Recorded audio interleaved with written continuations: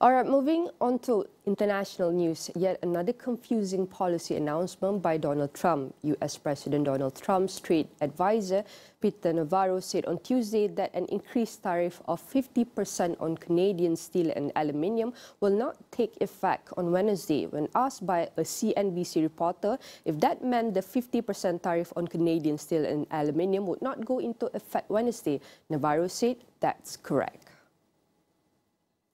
President Donald Trump on Tuesday doubled his planned tariff on all steel and aluminium products coming into the United States from Canada, bringing the total to 50% in response to the province of Ontario placing a 25% tariff on electricity coming into the U.S.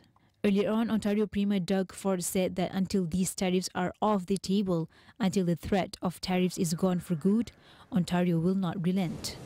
Soon after Ford announced 25% electricity tariff to the U.S., U.S. Commerce Secretary Howard Lutnick extended an invitation to meet and discuss trade issues immediately instead of waiting until April 2nd. A little while ago, I had an opportunity to speak to Secretary Lutnick. And Secretary Lutnick has sent out an olive branch to us to come down and immediately meet with him, meet with the whole trade administration, and discuss the future.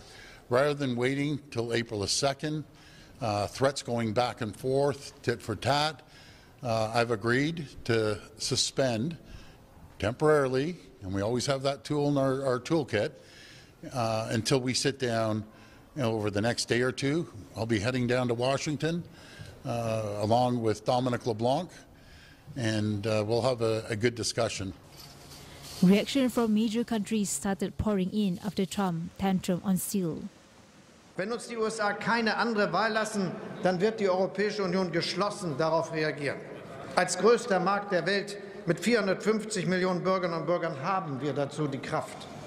Ich hoffe aber, dass uns der Irrweg von Zöllen und Gegenzöllen erspart bleibt. Handelskriege kosten am Ende immer beide Seiten Wohlstand. Over the coming weeks to highlight the negative impacts on Americans and Canadians of these unacceptable tariffs.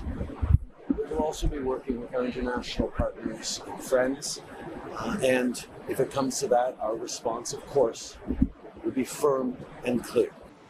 On February 9th, Trump said he was going to put tariffs on imports of all steel and aluminium used by automakers, aerospace companies, and in construction and infrastructure. The U.S. is the world's largest aluminum importer and the second largest steel importer, with more than half of those volumes coming from Canada, Mexico, and Brazil.